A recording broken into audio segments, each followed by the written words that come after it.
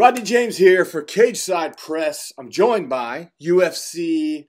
Is it light heavyweight or middle? It's light heavyweight now, right? Light heavyweight, yeah, light heavyweight now. You're staying there. I know that's where you've been. So, we'll see. Maybe I'll work my way back down. I've got no real need to yet. Smilin Sam Alvey, everybody. Look at that smile. Look at those chompers. When are you going to stop screwing around and fight John Jones? Oh, I need to. Put him in his place. We've had some interesting developments happen in your division in the last couple of days. In fact, his newest fight was announced yesterday. Thiago Santos. That's the fight I was expecting. That's the fight that I wanted. Do you think it was the right booking to make for him? Maybe. I mean, I know Santos is riding the hype train right now, but Corey Anderson, I think, should be closer to the title than him. Santos should have some. I'm more excited for the Santos fight, but I don't think he was next in line. You're not the first person to say that. You're not the first person to say that Corey Anderson's been overlooked a lot. Yeah, twice now. Smith, I don't think Smith had any reason to be there, other than he was on the tear of light heavyweight, but he wasn't ranked high enough to do it. Now Santos, I think Santos has a better shot than Smith, but I don't think I don't think anyone in the division right now, other than yours truly, of course, is ready for Jones. You know, I was at the fight, and when actually before the main event, they trotted out Thiago Santos to come back and talk to the media, and so you kind of saw the writing on the wall a little bit. It's like, well, this clearly they're posturing him to be the next guy. Otherwise, why would you put him in front of the media and have us, interview him? And then afterwards, John Jones said at the press conference he liked that fight. Dana White said the same. So I figured it was inevitable at this point. What are you working on, if anything? Are you just taking some time off, or are you looking to get back in there soon? You know what I keep telling everyone is I'm gonna wait till I'm gonna wait until I don't wake up still pissed off about that last fight. As soon as I'm not quite as pissed off, I'm gonna start looking for a fight again. I was going to save that for later, but let's get into that, because you were pissed off. I've never actually seen you angry. I didn't know if you're one of those guys that I didn't know if you were capable of getting upset and angry, and you did. Yeah, I was furious. I went backstage and I cussed some more. I was a big baby about it backstage. Not nearly as good as Robbie Lawler was after Herb Dean stopped his prematurely. But in my defense, that was the second damn fight in a row that he stopped early. You're talking about Mark Goddard. Yes. The referee. Yeah. He's it's weird. He's got I guess he's kind of a polarizing figure behind the scenes. John Anik kind of got into a little Twitter beef with him recently. I thought that was a strange glimpse behind the curtain. Yeah, I don't know. He might be a great guy. I don't know. He's hurt my career twice. I can't blame it on him because I was in a bad spot twice. But neither fight was over. Neither fight was even almost over. That was the Nogueira or who did I just fight? Maybe you did hit me hard. Crute, yeah. I am Crute. I wasn't over in the Crute fight. I was fine. I was working on doing a thing, and they said I was doing a thumbs up backstage. I talked to him. They said, "Listen, my last fight, it is what it is. It's fine. Everything, maybe it was bad. What do I have to do? I can take a beating. I like that kind of fight. I like Drake." He said, "Oh, you just put that thumbs up, and you'll be good." So you watching my Crute fight, my thumbs up, because you just told me 20 minutes ago to put my thumbs up, and then he stopped it anyways. Man, well, let's say I'm watching as a disinterested observer. I mean, it looked like he hurt you pretty bad, but you're saying at the point where your thumbs were up, you're still very much in the fight, and you're still sticking to it, even though the adrenaline and all the passion and intensity has worn off from that moment. You're still upset. Yeah, you watch it. He dropped me. Yeah, I caught myself on his hands. I popped right back up. He went to head kick me. I caught his head kick. I then took him down. He swept me. Then he was punching my shoulder a couple times. I was circling into him. I was looking to get the fat guy roll, and then they stopped it. I mean, nothing he was throwing was hitting. He hit me with the one great punch, the beautiful punch. Caught me when I wasn't expecting it. I dropped, popped right back up. There wasn't a flash knockout. There was nothing. I was in a bad spot, but it's fighting. You're always in kind of a bad spot. Okay, well, good to know. You're still raring to go, still on the roster, obviously. So we'll be hearing one of these days what your next move is. I know you got a lot on your plate in general. You're the coach for the amateur team over at Dan Henderson's gym in Temecula. Yep. I coach those. I coach those studs. I coach a lot of the pros too, but the amateur teams are my baby. And we just had our tryouts. We're doing pretty well with that. Yeah, y'all been doing a lot of little smokers in there too. I see. Looks like a lot of fun. Yeah, our next one is April 6th in Temecula, Dan Henderson's Athletic Fitness Center. I think we've got 13 fights lined up right now. Wow. A good number from our gym. It's gonna be a heck of a day. Mm-hmm. So we got actually a big fight week, and I wanted to kind of unpack some of this and preview some of these fights that are coming up. One of them's down in your neck of the woods, right down the road from you in Temecula, actually at the Pachanga Casino. And of course, I'm bummed out I couldn't be there. Your buddy and teammate and jiu-jitsu coach apparently at Henderson's gym, Tom Galicchio, of course. Shout out to KO Candy Services. My buddy Tom G, he offered me to stay, but I couldn't make it work. My wife is working all weekend, so I'm stuck here in Las Vegas. Boo. But you, on the other hand, you got a good buddy and a teammate on the card. First fight of the night on the main card. I'm talking about Keith Berry. And I've seen some photos of you and Tom training with him. Yeah. Keith and I, we've been training partners for a long time. And he's ready for it. Kind of a short last-minute fight, but it's against Joe Schilling. So it's a big opportunity for him. And I've got a good feeling for Keith. Are you going to be cornering him in the fight? No, I'm only cornering Ricky Ferrar, who'll be on the undercard.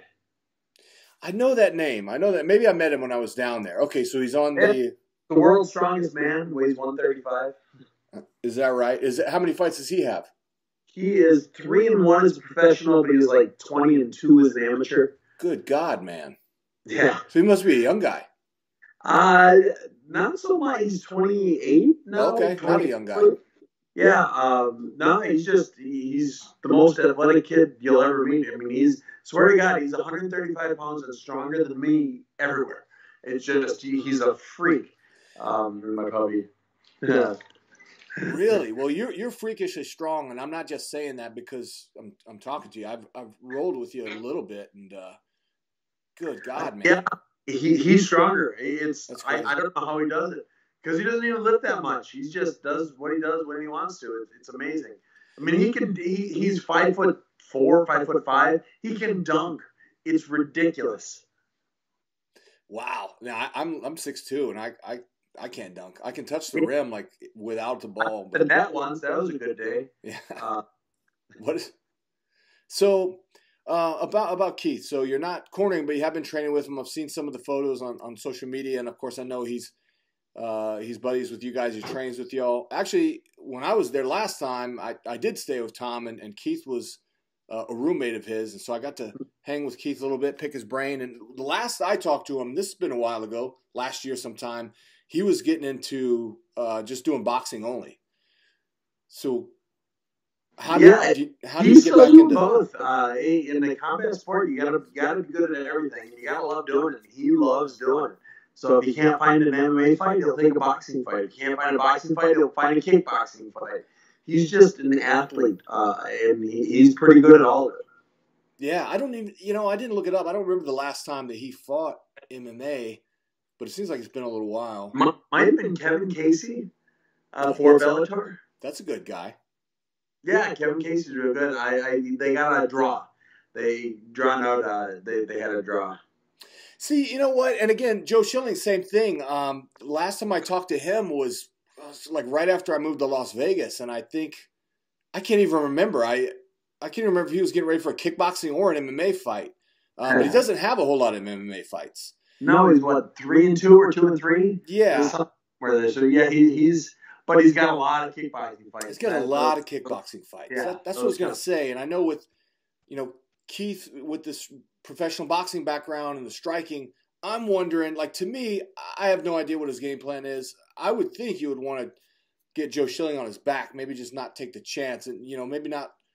Because a lot of people will go in there and let their ego take over and say, well, you know what, I can hang with this guy, I can strike with him. Maybe you can. But I guarantee you, if you put him on his back, I don't think he's don't think Joe Shilling's going to be able to grapple. I'm not sure his game plan for this fight either. But I do know he's a brown belt.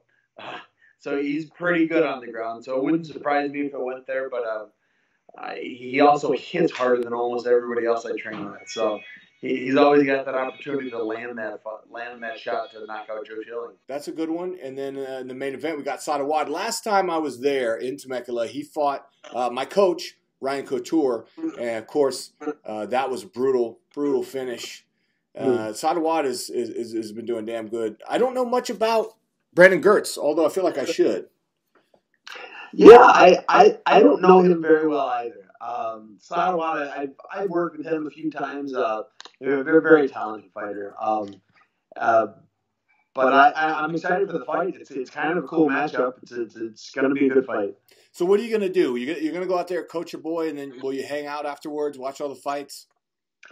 It'll kind of depend on Bellator has the dark fights, the fights that happen after the main event. If we're a dark fight, then yeah, I'll be watching everything. If we're not a dark fight, I'd probably go home and watch it from home. Yeah. Well, I noticed they put out a roster or a schedule for the post-slam fights, but that can always change on fight night, as you know. And God, I feel bad for those guys. That has got to be the worst. Yeah, the funny, they don't tell you that you're not going out until you're not going out. You kind of take a look and that you're judging on if it's knockouts or not. What could be an early in the evening victory turns into like a middle of the night kind of win. Oh man, that's crazy. Yeah, the nerves will just eat at you for a lot. I mean, if you have the expectation, that's one thing, but if you don't know what to expect and then you end up just waiting, that is like purgatory. It's like the worst. It's like hell. Best of luck there. So again, big fight weekend. We got Bellator down in Temecula. We've also got Philly putting on a great card with UFC. Got Justin Gaethje and Edson Barboza. I refuse to make a prediction on that fight just because it's so dynamic. I mean, you really don't know with either one of those guys. Let's start here. What do you think Barboza's keys to victory are against Gaethje? Because that guy's so durable. He always moves forward. If Edson Barboza is at distance, he's very, very dangerous. Extremely. He can put you away. He could pick his shots and chip away at your legs, your whole body, really. Justin Gaethje, on the other hand, he darts in constantly, fakes, threatens with the takedown, comes in with the overhand right, takes a lot of chances. Do you think that's a good approach against Barboza, or do you think Barboza's calm and collected style is better? Well, Barboza doesn't do great backing up, and Gaethje does real well at making people back up. However, Gaethje also gets hit a lot. Pretty much any punch that gets thrown finds a way to his face. He spends most of his fight rocked. And so I'm leaning towards Barboza. I think he's such a good boxer, so smart with the striking. I think he's going to be able to hit Gaethje almost at will. I'm going to say the leg kicks of one another are going to cancel each other out. But I think Gaethje's going to just be able to rock him early and finish him first half of the fight. Wow. Well, as we saw with Khabib and Kevin Lee and even Jamie Varner, who handed Barboza's first loss, he doesn't do real well off his back, as to be expected. He's a long, lanky striker. A lot of those guys typically don't. I mean, hell, being an MMA fight on your back is the worst place you can be anyway, especially with a strong wrestler on top of you. But, of course, we know Gaethje tends to, favor the striking. He tends to favor those exciting matchups. So, yeah, man, I don't know. I think you have a pretty good assessment there, and I agree with it, but damn, that one's so close. I'm not going to put any money on it for sure because the odds are just way too close. So a guy who in your former division also has fought at 205 is David Branch taking on Jack Hermanson. Again, I lean towards Branch on that one. I think he's the underdog too. But it's kind of when you come up against a grappler versus striker, you're usually a safer bet is betting on the grappler. Josh Emmett, Michael Johnson. Michael Johnson's looked great at featherweight. That's been a good weight class for him. Josh Emmett, of course, is a guy who hasn't lost a ton of fights, but I really worry about because I know he got a serious injury, some type of broken orbital or something. They heal. It might not have been enough time, but stuff heals. Yeah, it's been a while. I am picking Johnson in the fight. He's looked really good as of late. Yeah. Yeah, no kid. Really, I don't know, man. Like, he's got a lot of losses, but again, he's another guy who fights exciting. He does take a lot of chances, and the losses he has are, I mean, they're all to really, really good dudes. Emmett, on the other hand, man, I don't know. I thought he was like the next big thing coming up at featherweight, so we'll see if he can get back on track there. So, a couple guys in your division. One of them is undefeated. He's a guy out of, I believe, Fortis MMA in Dallas, who they've looked absolutely phenomenal. That's a kind of a team that sort of came out of nowhere in the last couple of years. Fortis MMA. Ojo Peterson just fought last weekend. He's from there. He lost, but he's he's a really good fighter, really exciting fighter. This guy is, I'll probably butcher this name, Kennedy Nzechukwu. 6-0, but he got onto the UFC roster from Contender Series, and he's going up against Paul Craig. So that's probably one that you might have your eye on. Yeah, I don't know either of them, but I always love watching the bigger guys fight because there's always that chance of a knockout. They're always so much more fun. What's your record, Sam? How many fights do you have? You have a ton of fights, right? Yeah, I'm over 60. Let's see. Professional MMA, I'm 33-11-2. Jesus.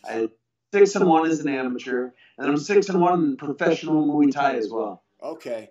So I knew you had like 40-something like just pro MMA fights. Yeah.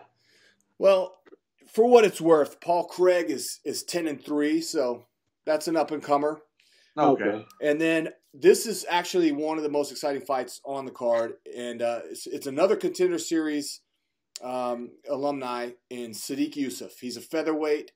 Out of Connecticut. Just got hands of stone, man. He's absolutely phenomenal. And he's going up against Shaman Morais. That one is like probably next to the main event. That's probably the one I'm most looking forward to. Do you know these guys? I don't know either of them. Sadiq Yusuf was on Contender Series as well, and he got a contract with an impressive win. Came in and I forget who he fought, but he's taken on a couple guys. He looks phenomenal. So keep your eyes peeled for that one. What weight is he? They're featherweights. Okay. Yeah. Any other fights that you're looking forward to this weekend? No, I'm just kind of looking forward to the card. I don't have anything else planned, so it'll probably be nice, relaxing Saturday, afternoon, evening watching some fights.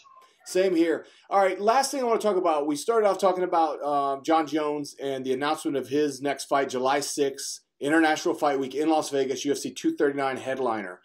All right, but prior to that, John Jones, if I could borrow a word from Brendan Schaub, he kind of honey-dicked us all, especially Stipe, because he tweeted about these rumors that he was going to fight Stipe Miocic, and he said, hey, what do y'all think about this fight? Can you wait till July? And, of course, the internet was abuzz, MMA Twitter, everybody's excited that they're thinking that an announcement is coming, and then later on that day, an announcement comes that that's not the fight.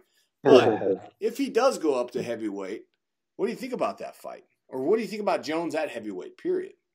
I think Jones gets beat up at heavyweight. I think he's very talented, but his biggest advantage is his reach. He's got 84 inches, and at 205, nobody's got close to that. And the few people that have gotten close to that, like the Swedish fellow, Gustafsson, the first fight. Yeah, Gustafsson, yeah. Gustafsson arguably beat him the first time. Had a good fight the second time. If Jones goes up to heavyweight, that big advantage is going to be gone, and he'll be at a disadvantage just size. He may not be. He may not have the reach of. I mean, he still might have the reach on a lot of the heavyweights, but it won't be by nearly as much. And I think that'll be a huge disadvantage to him. You think DC beats him at heavyweight? I don't know.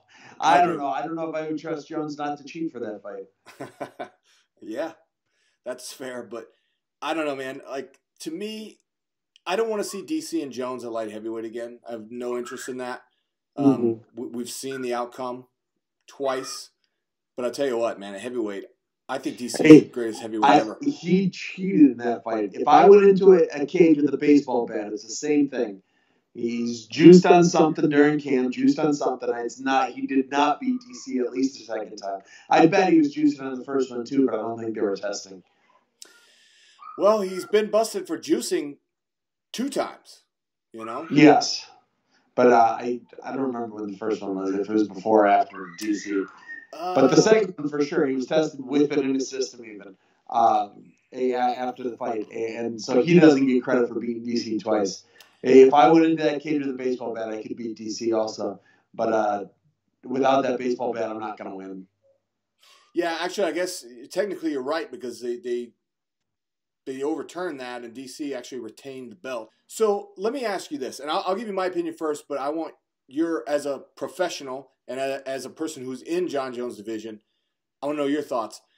But as I see it, there's a lot of things, and I asked Dean Thomas the same question, you know, who's a phenomenal coach and great mind in the sport, you know, great fight IQ. There's a lot of things I feel like people haven't tried on Jones.